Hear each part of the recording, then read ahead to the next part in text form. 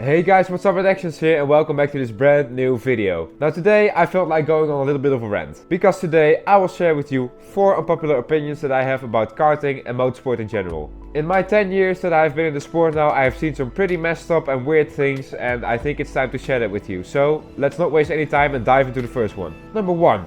Rotax is becoming more and more professional. Ever since the Evo upgrade in 2015 and the big age shift in 2018, I feel like Rotax has become a lot more competitive.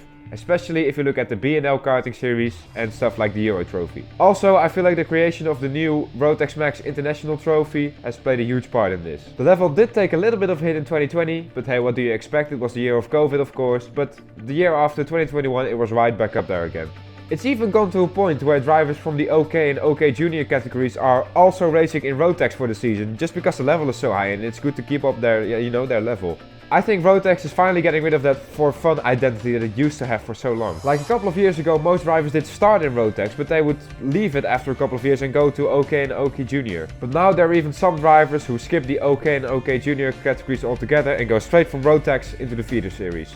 This has been the case in the UK for a little longer, but now it's also happening in the rest of Europe. I think the fact that it is possible to go from an international Rotax championship to a feeder series proves my point that Rotax is becoming more and more competitive. If the international fields are becoming better, that of course also means that the national fields are becoming better. As I have told you guys in my last race weekend, the top 10 drivers there are all drivers that take part in the Euro Trophy, B&O Karting Series and so on. They really are in a class of their own, and I think this will be the case for most national championships, that we have a few drivers who are really quick and then the rest of the field is like a couple of tenths behind that. Now guys, like I just told you, I am myself a driver in the senior Rotax class in the Dutch Championship, and I am working very hard to be able to film my career. YouTube plays a very big part in this, and the better a video does, the more chances I have of actually performing well in a race. So guys, if you end up enjoying this video, then I would really appreciate it if you would hit that like and subscribe buttons. For you, it's only a couple of clicks, but for me, it really helps me to, be able to race. We're now getting very close to that 10,000 subscriber mark, and I would really like to hit that before the end of this month. But let's move on to the next spicy opinion. Yes guys, I know I look a little bit different, but that's because I had to record this part at a later point of the day. Anyway, it doesn't matter, let's get into the next controversial opinion. In my honest opinion, Drive to Survive is shit.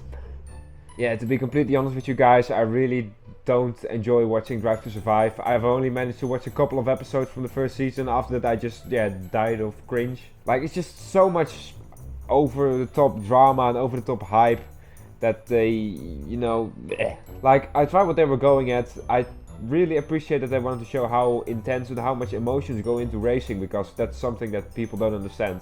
But I feel like the way they've done it is a bit, too much. It's a bit too American for my taste maybe. And people tell me that it brings new fans to the sport, and well, I kind of doubt that. I think it brings more casual watchers than actual, like fans to the sport. More like people who just watch it because of the hype. And like I said in one of my earlier videos, karting makes a lot better content for a series like Drive to Survive than Formula 1. Yeah, not really that spicy, right? Well, I've ordered them from not spicy to very spicy, so let's see what the next one has to offer. In my really honest opinion, the W Series has failed as a series, and that is because it has failed to achieve the main goal that it was initially set up for. According to their own website, the W Series is a free-to-enter championship launched in October 2018 that provides equal opportunities for women and eliminates the financial barriers that have historically prevented them from progressing to the upper echelons of motorsport. Their words, not mine. All in all, that sounds like a respectable idea, right? Right? I am however not too sure how to feel about segregating the drivers solely on gender. And a lot of female drivers would agree with me. I remember that back in 2018, when the W Series was announced, that a lot of female drivers were actually against something like the W Series. Even some of the drivers that are actually currently in the W Series. Now, why has the W Series failed?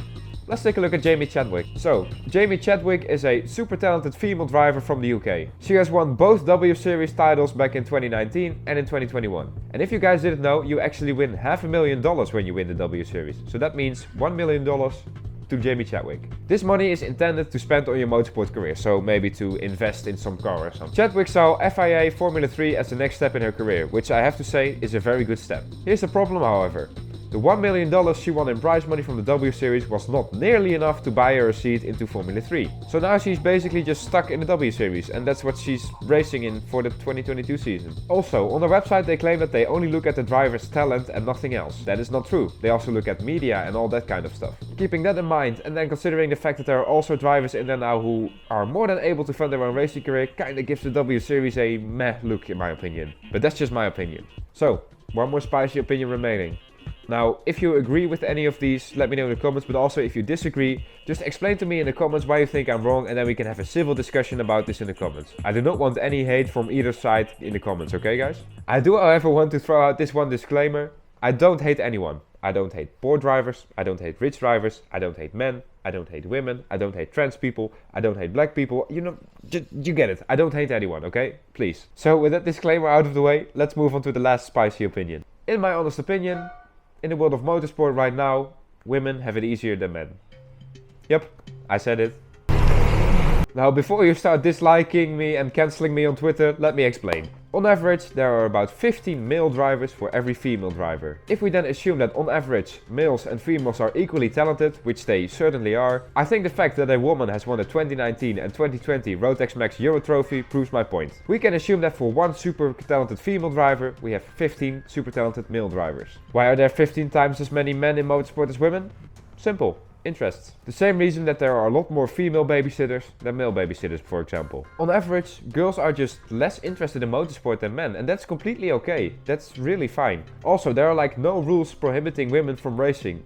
In the West, of course. Statistically speaking, this means that if you are a woman and you want to reach the W Series, you have a 1500% greater chance of doing that than when you are a man and are trying to reach something in motorsport that is a similar level to the W Series. Just because the pool of female drivers is so much smaller. Another thing that makes it easier for women in motorsport recently is the extreme push of political correctness in all sports. For motorsport, this means the creation of many women-only events, competitions and races. The Girls on Track Karting Challenge even provided the chance for some girls to get signed up with the Ferrari Young Drivers Academy. So if you start looking at it statistically, the chances of you making it in the world of motorsport are just much bigger when you are a female. Also, small side note, getting sponsors as a female it's much easier. Take this from me. I've seen girls being able to attract more sponsors in a week's time than I have been able to in the entire time that I have been actively looking for sponsors, which started in September of 2021. Now, I really don't want to sound like some upset crybaby who can't find sponsors or who hates women. That's just really not me. This is just the way that the world of motorsport works, and I have accepted that. I don't think this is going to change anytime soon, and I think the best way to handle this is just to accept it. Anyways guys, with that last disclaimer out of the way, also comes the end of this video. Now guys, remember, if you enjoyed it, then please consider hitting those like and subscribe buttons. It really helps me if you guys do that. Also guys, if you're into racing and you would want to see what it's like in the lowest step of the motorsport ladder, so karting, then I would strongly recommend checking out this playlist right here. Here I'll take you guys with me in my life as a karting driver. This video however is done, and I will see you all in the next one. Peace.